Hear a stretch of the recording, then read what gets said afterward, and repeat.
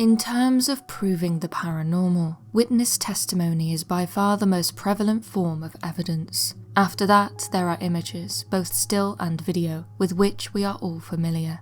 Ghost photos, shaky footage of strange lights in the sky, even videos of peculiar creatures encountered in remote locations. Overlooked, or rather overlistened, is auditory evidence. And yet, recordings of strange sounds can be said to provide some of the most mysterious signs that our world is not as straightforward as we would like to believe.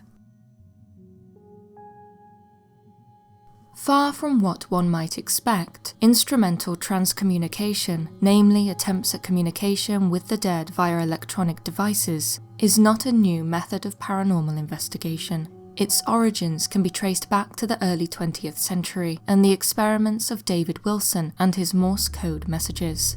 Later, as technology advanced, the appearance of EVPs, electronic voice phenomena, captured via electronic devices such as telephones, tape recorders, and radios, gripped the spiritualist community.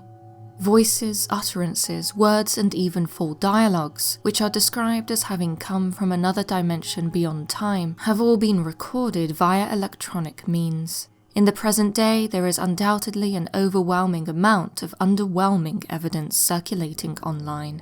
Yet, despite the large quantity of unclear audios, for which fraud or signal contamination are impossible to dismiss, there are still many examples of EVPs which are impressive. Indeed, some of the best anomalous voice captures remain unexplained by scientists. The subject, it can only be concluded, has largely been ignored because of its incompatibility with current scientific understanding. After all, how can a radio which is known to have no input produce genuine and intelligible voices?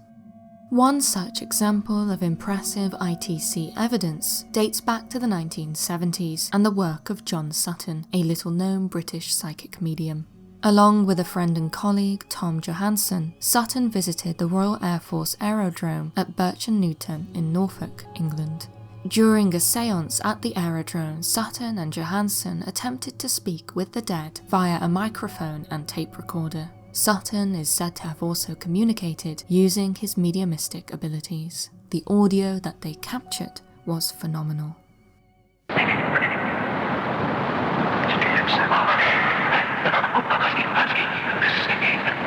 Save you, yes. Yes, we're here to save you. Tell us. I can hear you, yes. The whispery voices on the tape are clearly audible. Not only that, they seem intelligible and respond to questions posed by Sutton. As the dialogue progresses, it is claimed that Sutton is communicating with an airman who, along with his crew, perished not far from the RAF base near the local church after their plane crashed and caught fire. Yeah. The plane caught fire? And it crashed? Yes. Where did it crash? Do you remember?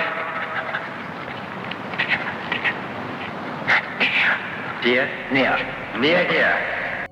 The voice coming through the radio is even able to provide names of the 3 airmen who lost their lives in the crash: Dusty Miller, Pat Sullivan, and Jerry Arnold.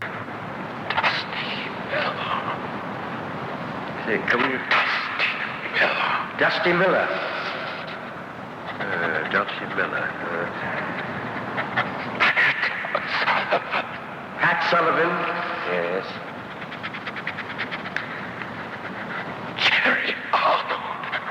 Jerry Arnold? Jerry Arnold.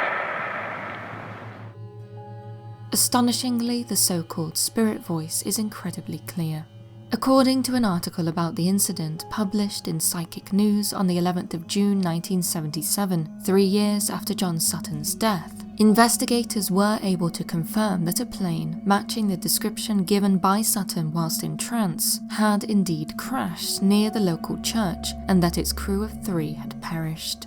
Later in the séance, in an incredible and tragic sound capture, the alleged airman asks for Sutton and Johansen to help him and his fallen comrades. Help us. What can we do? Help us. Help us, what can we do? It appears that the spirits are not aware of their passing and, at the time of the recording, were stuck on Earth. As such, the audio ends with Sutton instructing the airmen to look up, let go of the earth, and go towards the light. Yes, but look up. And don't be afraid. Let go of the earth. Let go of the earth, you understand? You don't belong here. Yes, look up, ask for help, upwards, and go towards the light. It is claimed that Sutton had never visited the area before and could not have known any information about RAF Birch-Newton or the soldiers who had worked and perished there. As for the audio itself, the clarity of the voice is difficult to dispute and cannot simply be dismissed as a figment of one's imagination. In terms of a physical explanation, the tape recorder had no input other than the sounds produced in the immediate area. Under certain circumstances, tape recorders can act like a radio receiver. However, not only did the sounds captured during the séance not resemble radio material, it has also been confirmed that, at the time the recordings were made, there were no stations transmitting audio similar to that which was captured. And so, what did Sutton and Johansson record? Who did the voice belong to? With many reports of paranormal happenings coming from RAF Birch-Newton, many believe that the tape recording is a genuine and unexplainable example of electronic voice phenomena, and that the spirit voice truly belonged to a dead airman stuck on Earth after his tragic passing. The following audio was recorded at around 11 p.m. on the 21st of January 2017 and claims to have been heard on the outskirts of a woodland in Oregon. The sounds captured are both strange and highly disturbing.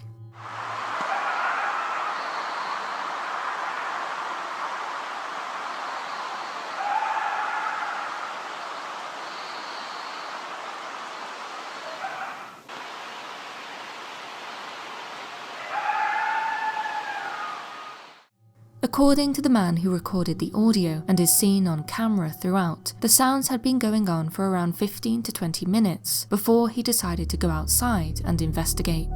Standing close to the fire station and about 100 feet from his home, he turned on his camera and listened. It's actually gotten closer since it started. It's probably only 200 feet, 300 feet from me right now. As the video progresses, the sounds are claimed to get progressively closer, with the man on camera describing them as weird and doggish or hyena-ish. In an attempt to explain the origin of the strange sounds, the man describes how he has seen foxes and coyotes in the area, but that the sounds do not resemble anything he has heard before. He also reveals that since November, things have been going crazy in his local community. He does not elaborate, and so what he means by this is not known. All in all, the video, which includes cuts and edits, lasts for around 4.5 minutes. Shockingly, towards the end of the recording, a different type of sound is heard coming from the woods. Gunshots. At first, a single shot is heard.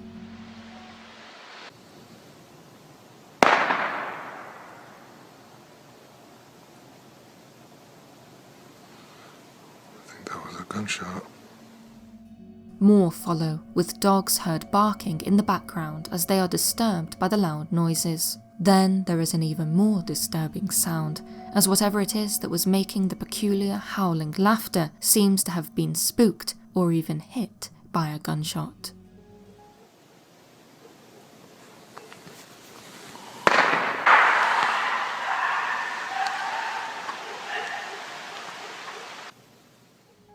After that, the strange sounds are heard no more. Undoubtedly, the entire recorded saga is very strange.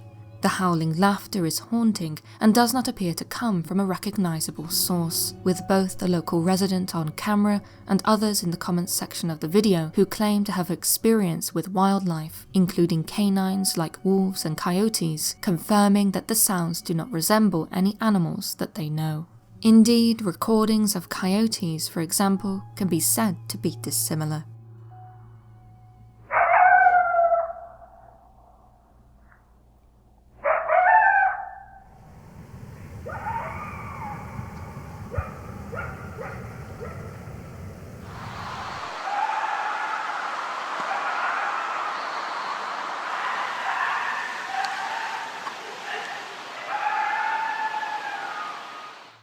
And so, if the sounds did not come from a known animal, then what was it?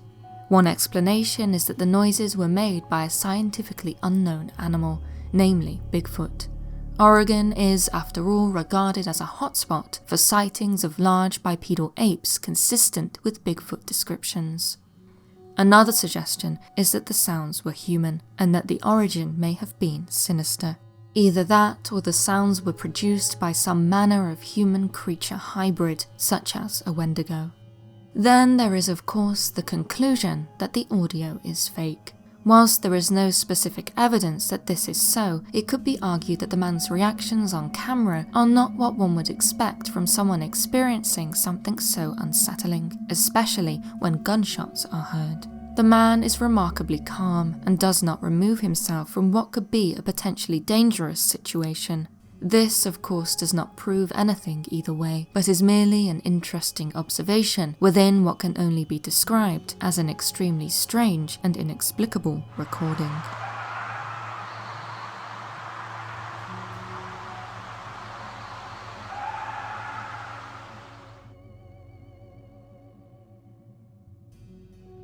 For over 100 years, electronic voice phenomena have been studied by scientists and intellectuals.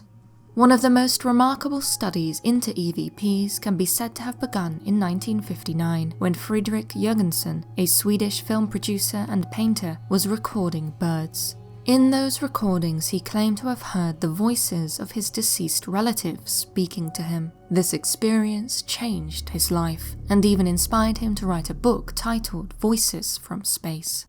In 1964, Dr. Konstantin Raudiv, a prominent intellectual, psychologist and student of Carl Jung, read Jürgensen's book and was so impressed with it that he arranged to meet him the following year.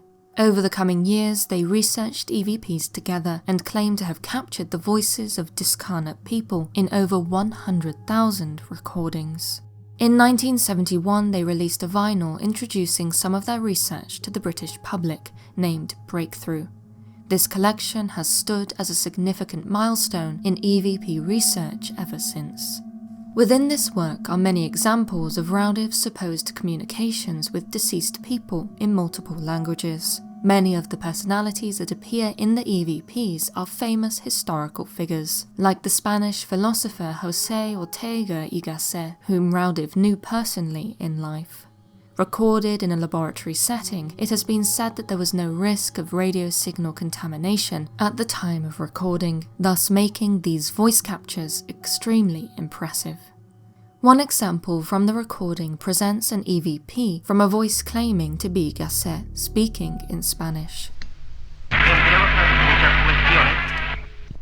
Raudiv asked the voice whether the research he was conducting would answer questions about life after death. What is said to have been heard when translated is, among others, many questions.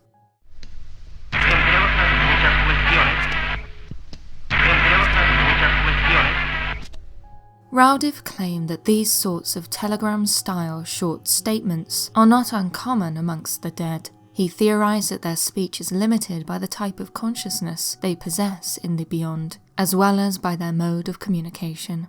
Indeed, if the dead are able to speak, how they can be audible from what is proposed to be an unseen dimension is mind-boggling, to say the least. Another voice that Raudiv presented in the vinyl is claimed to come from a close female friend called Marguerite. In life, she had supposedly told him that she did not believe in an existence after death. In the recording, whilst consulting her belief, the feminine voice purported to be her comes through in German. When translated to English, what the voice said was, "Consider, I am," as if to suggest that, now that she has passed over, her ethereal state is proof of an afterlife. There are many more voices in this recording, and a great many more that have not been translated amongst Raudiv and Jürgensen's research. One of the things that makes their research highly interesting is that their motivations seem to have come from a genuine passion. Raudiv was a renowned intellectual who travelled in the highest circles of academia. Such sensationalist research would have only obscured his other, more acceptable research. As for Jurgensen, he was and continued to be a successful film producer, even receiving the Commander's Cross of St. Gregory the Great from Pope Paul VI in 1969 for his film about St. Peter. It is by no means an overstatement to say that their time could have been much better spent elsewhere if they were seeking financial rewards or respectability. Yet they didn't, and the impact that their work has been so great that EVPs are, to this day, also known as Rowdive Voices. Much like Scotland's infamous Loch Ness, North America's 109-mile-long Lake Champlain is said to contain a peculiar creature. With hundreds of reported sightings since the 19th century, those who have seen the aquatic cryptid, affectionately referred to as champ, have described it as a 25 to 45 foot long sea serpent with mushroom grey skin and a head that resembles something between a horse and a dinosaur.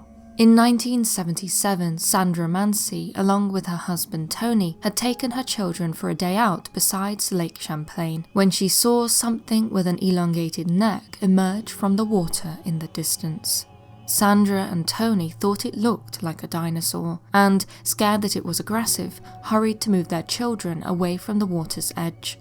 Before fleeing in their car, Sandra was able to take a photograph of what they saw. Her picture is now regarded as the best still image of Champ, with even the Skeptical Inquirer dubbing the Mancy's encounter as the most complete and fully documented of any lake monster sighting in history. Whilst this photograph is impressive, there could be said to be an even more incredible piece of evidence as to Champ's existence. Katie Elizabeth, a cryptozoologist from Rhode Island with much field research experience, has been searching for Champ for years. After a personal sighting of the cryptid, she has made it her life's ambition to prove to the scientific community that these animals, as she describes them, are in fact a reality. It was in 2014 that she captured what she believes is her most compelling piece of evidence: extra low frequency sounds that do not correlate to any species known.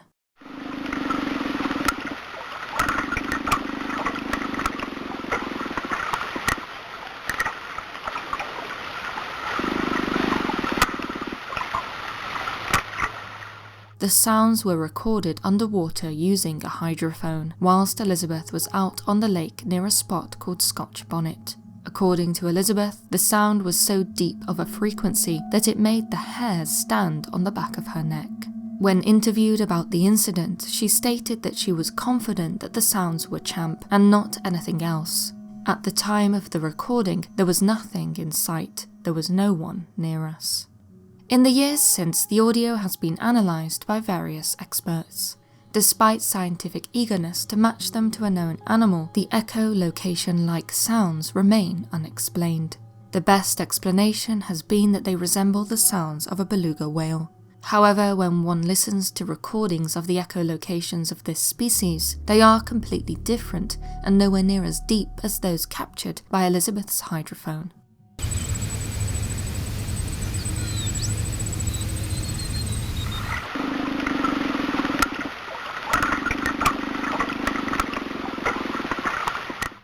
Today, Katie Elizabeth continues to search for Champ and is determined more than ever before to not only prove that he exists, but to protect his entire species, with her being instrumental in the passing of a resolution by the lakeside town of Port Henry, New York in 2018 to legally protect the as of yet scientifically recognized species.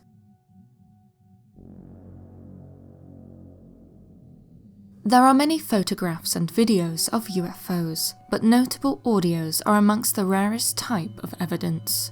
On the 17th of March 1981, it is claimed that the St. Helens Police Department in Oregon recorded the sound of a possible alien spacecraft. It started when Police Sergeant Rusty Yoakum was on patrol west of the Columbia River. It was around 4 in the morning when he first noticed an extraordinarily bright light emanating across the river like the sun. It was, however, too early for sunrise. Soon after he saw it, it disappeared. Yoakum immediately radioed headquarters, who told him that the light had been spotted in another location. He drove there and, along with 2 other St. Helens officers, watched the mysterious light hover over the river. When interviewed by the local newspaper after the incident, Yoakum described the intense ball of light as being similar to an aircraft landing light, only brighter than normal. Confused as to what they were witnessing, the police department called Portland International Airport, which confirmed that an unidentified flying object had been spotted on radar. Yoakum then radioed a local CB radio operator called Donald Askins, who went by the handle Lucky 13. Since he lived across the river, he was closer to the light and would have been able to provide a better description of it. As it turned out, Askins could not only see the strange orange glow light, but could hear it as well. Speaking to Yoakum over the radio, he described the sound. Sounds like to me a power plant diesel motor and a screeching noise in between it there with it. Intrigued, the police officers set up a tape recorder to capture what Askins was hearing. The following is a part of that recording.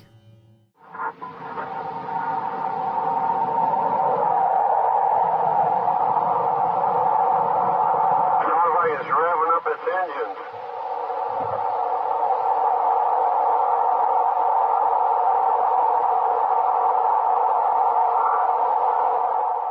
The eerie sounds that can be heard coming over the CB radio are very loud compared to the voice, and thus must have been much louder still for Askins in person. Soon after the loud so-called engine sound, at 4:43 AM, one officer described hearing a funny whistling sound before the light vanished without a trace.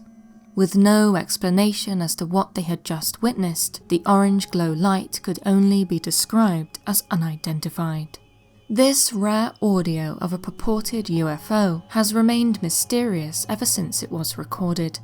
Dr. J. Allen Hynek, a reputable astronomer who worked with the US government's secretive Project Blue Book, had the audio analysed by acoustic experts.